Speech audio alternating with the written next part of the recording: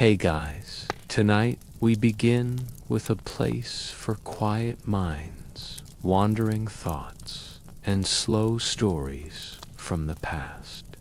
Here, there's no rush, no plot to follow, no loud voices, no dramatic twists, just soft, steady steps through forgotten chapters of human history. Whether you're lying in bed, preparing to rest, or simply seeking a moment of calm, you're exactly where you need to be. Tonight's journey takes us to a time before modern memory, a time when illness moved faster than news, and faith was the only answer most people had.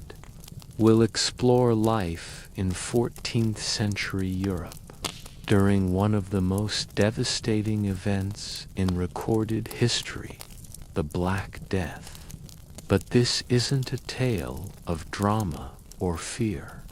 It's a quiet unfolding of daily life, of sorrow, and of unexpected resilience. So, settle in, let your shoulders relax, and allow the past to drift softly into the room. A quiet journey through the forgotten corners of the past. This episode, like all the others, is designed to ease you into a restful state of calm awareness, and eventually sleep. Tonight, we turn to a time when the familiar rhythms of village life were slowly, then suddenly, broken. A time when the very ground beneath one's feet seemed uncertain, and fear moved silently from house to house. We're traveling to 14th century Europe, a time of harvests and hunger, of prayers whispered in dark corners, and of a plague so devastating that it redrew the map of society. In the first part of our story, we settle gently into the mud-caked lanes of a medieval village and explore the slow collapse of a peasant's everyday life during the Black Death. Then we'll follow the strange processions of the flagellant's wandering penitents, who believed suffering could stop suffering. Later, we'll descend into the silent earth, where mass graves plagued pits hold clues about not only death, but also life. And finally, we'll step inside the candlelit halls of the wealthy to see how the elite dined, danced, and distanced themselves, even as the world crumbled beyond their windows. Let your breathing slow as we begin our descent into a moment of deep, unsettling change. Let's begin with the ones who had the least and lost the most. Imagine waking to the sound of damp straw shifting beneath your thin blanket. The air is cool, heavy with the scent of wood smoke and wet earth. Outside, mist clings to the fields, but you won't linger long. There is work to do. You are a peasant in mid-14th century Europe, perhaps England, perhaps France. It matters little. Your world is defined by sameness, season to season, generation to generation. You rise before the sun, not because you want to, but because the village bell tolls for morning prayers. You haven't bathed in days few, people do. Water is cold, and time is not your own. You belong to the land, and the land belongs to someone else. The thatch roof above you is low.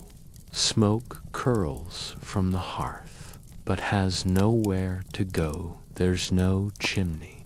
The walls are wattle and daub, patched with dung. Inside, it smells of animals, ash, and mold. Outside, the muck of manure and decay seeps into every path. You share your home with chickens, sometimes a goat, a pig if you're lucky. Children sleep beside you on piles of rushes. Illness is frequent, and long recoveries are rare. There is no doctor, only the herbalist who offers dried roots and soft words. Still, there is order in your world. The cycle of planting and harvest, the toll of the church bell, the fairs, the feasts, the fasts, then ... something changes. It begins with whispers, a sickness far to the east, a strange death, a punishment from God. But these rumors are old, distant, like tales told around the hearth, until they aren't. In the spring of 1347, ships arrive in Messina, in Sicily. From them, the plague spreads like spilled ink, tracing trade routes northward. One merchant caravan at a time, one flea at a time. The first signs in your village are easy to miss. A neighbor takes ill, then a family, a sudden fever, swelling beneath the arms. The skin darkens, takes on a bruised hue, and then they are gone. The priest prays louder, the bell tolls more often. People stop gathering at the market, the mill goes quiet. You begin to notice how quickly the world can fall silent. No one knows what causes the plague. Theories multiply like mice. Some say it's bad air. Others blame sinners, foreigners, or the wrath of heaven. You do not know what to believe. You only know what you see. The dead are left in their homes for days. There is no one to bury them. The graveyard is full. Some dig pits beyond the church wall. Others burn straw and carry herbs, hoping the scent will protect them. You still have to work. Even now, the fields do not plow themselves. If you do not labor, you do not eat. But who will buy grain when the baker is gone? Who will drink ale when the brewer lies still? You see crows on the roof of the barn. You see fewer carts on the road. You begin to wonder if you're alone. Fear changes things. Neighbors begin to hide indoors. Windows are shuttered. Doors are locked. The village feels smaller each day. And still, the rhythm of life tries to continue. You try to tend the sheep. You try to grind the rye. But the days stretch long, quiet, and heavy. There is no escape. You could not flee, even if you had a horse hand. You don't. The cities are worse. You've heard the stories. Some people pray louder. Others give up entirely. Children are orphaned. Mothers vanish in the night. Dogs roam the lanes untethered. You notice the silence most at night. No laughter, no songs from the tavern, just the sound of wind slipping through broken shutters, and the distant cry of something you cannot see. The world is not ending, but it is changing. When the plague finally passes, years later, you will still be here. Maybe, maybe not. No one is untouched. Some villages are gone entirely, no voices, no fires, just empty homes and overgrown paths. Others rebuild, slowly, timidly. Life continues, but it is different. There are fewer hands to work the land, and for the first time, peasants begin to speak of wages, but that's still far ahead.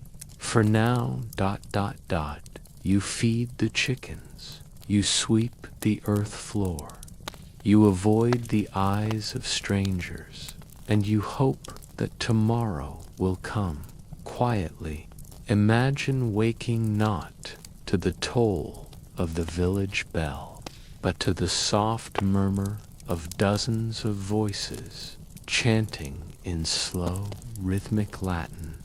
You pull aside your shutters and see them, barefoot men, draped in rough linen, moving in solemn procession down the muddy road.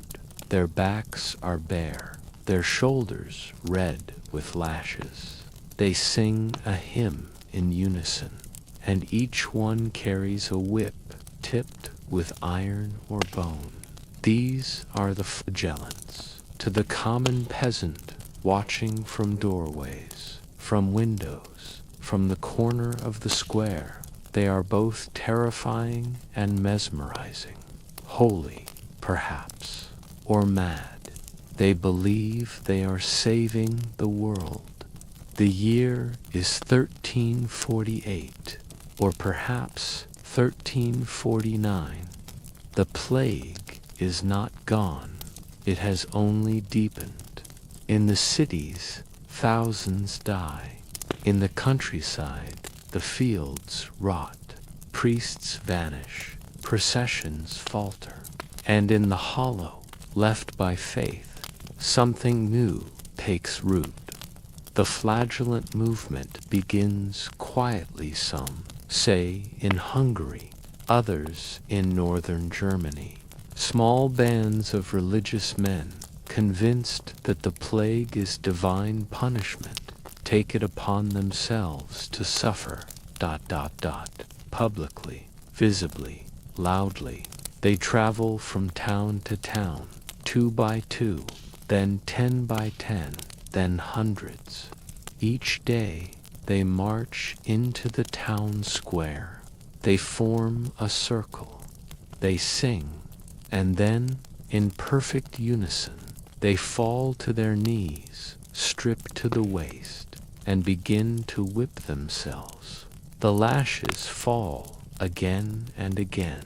Blood spatters the cobblestones. Some weep, some scream, some stare blankly into the crowd as if in trance. They remain in each town for 33.5 days, 1 day for each year of Christ's life, and then they leave, walking barefoot down the road to the next village. Their leader is sometimes called a master, sometimes a prior. He reads from a book, a holy book. He claims filled with rules and visions. Often, these books are burned after the group moves on, but the words remain in the memories of those who watched. The flagellants reject the church, or perhaps more accurately, they believe the church has failed. The priests have hidden. The bishops have fled. The Pope himself has retreated to Avignon, surrounded by fires meant to keep out the plague. The flagellants fill the vacuum with fervor. They claim no earthly loyalty. They wear a red cross on their chest and another on their back. Their belts are rope. Their shoes, if They wear them are simple sandals. They eat little. They sleep wherever they are allowed, and wherever they go, they gather followers, villagers, bakers, tailors, butchers, all who believe that through suffering they might bring about mercy. They are not violent, at first, but as the movement grows, so too does its anger. They begin to point fingers at the wealthy, at the clergy, at the Jews. Panic grows. In Strasbourg, flagellants participate in the mass burning of the Jewish community. In other cities, they expel priests and seize churches. Their hymns become more apocalyptic, their marches more threatening. Eventually, even the Pope cannot ignore them. In 1349, Pope Clement VI condemns the movement. Bishops are ordered to bar them from towns. In some regions, the flagellants are arrested, tortured, or killed. Their processions disperse, their chapters dissolve, but the idea remains. For centuries after the Black Death, the flagellants appear again and again during wars, famines, and outbreaks.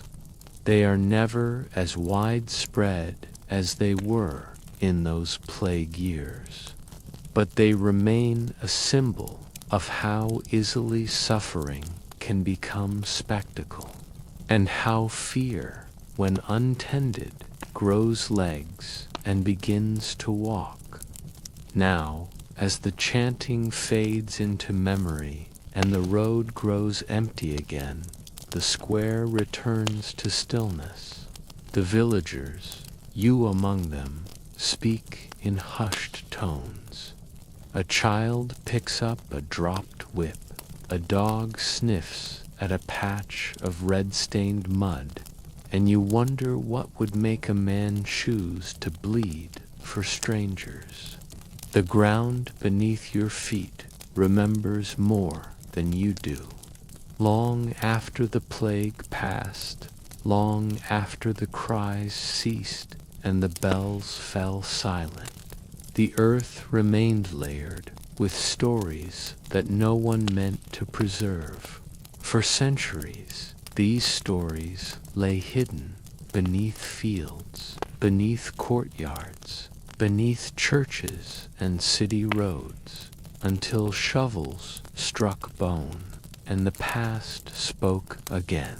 They're called plague pits, mass graves, hasty, crowded, sometimes forgotten.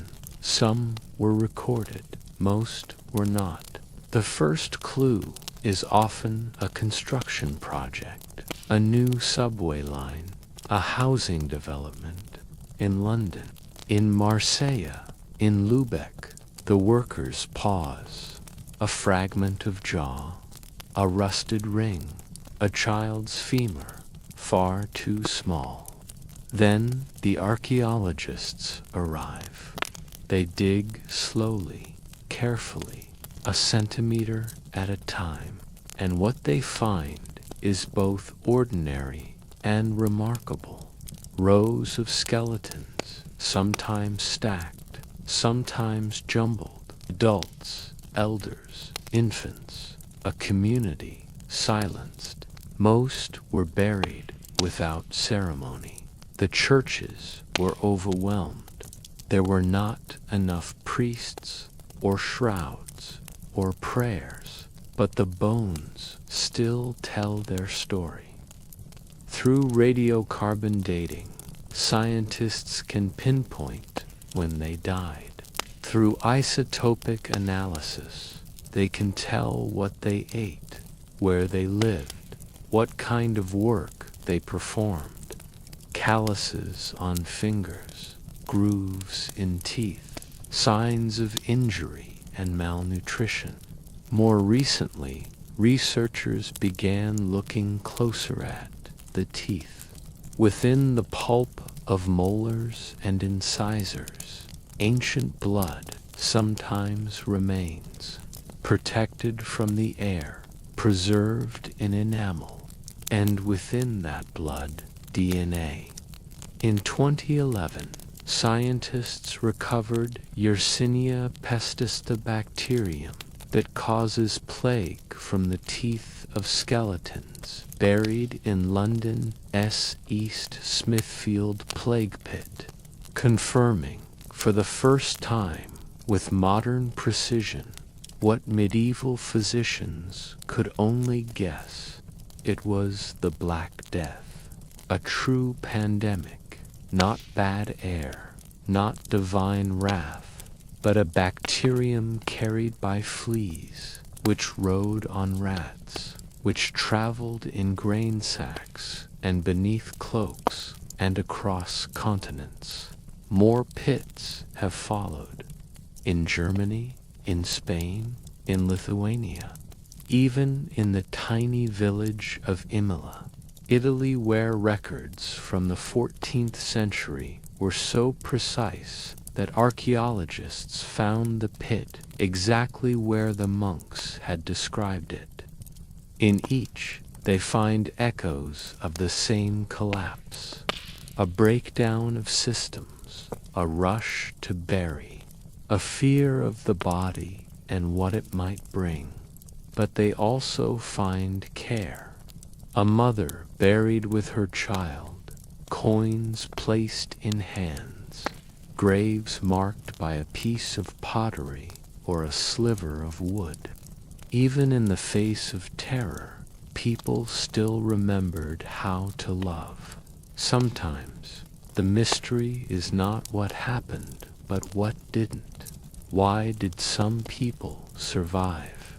Why were certain towns spared?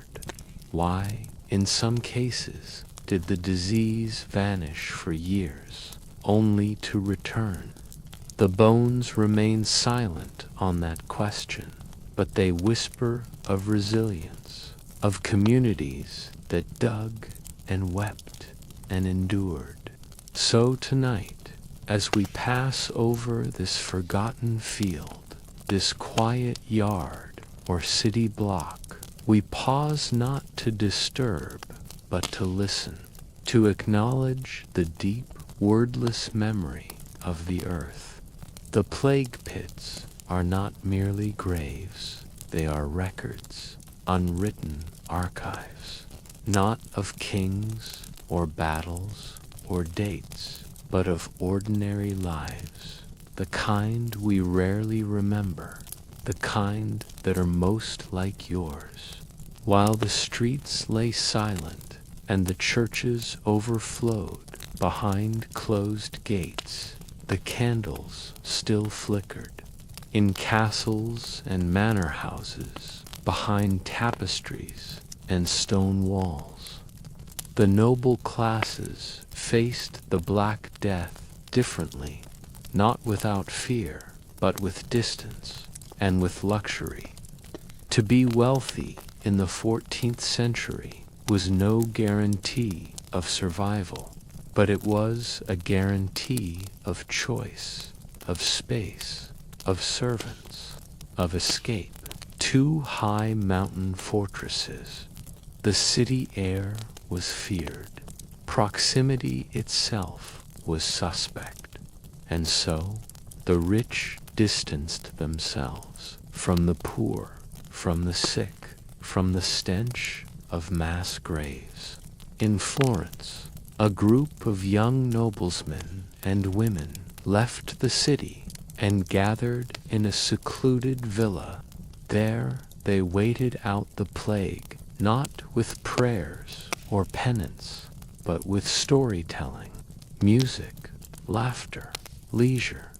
Their tales would become the Decameron, a landmark of European literature, a fictional retreat, but drawn from truth.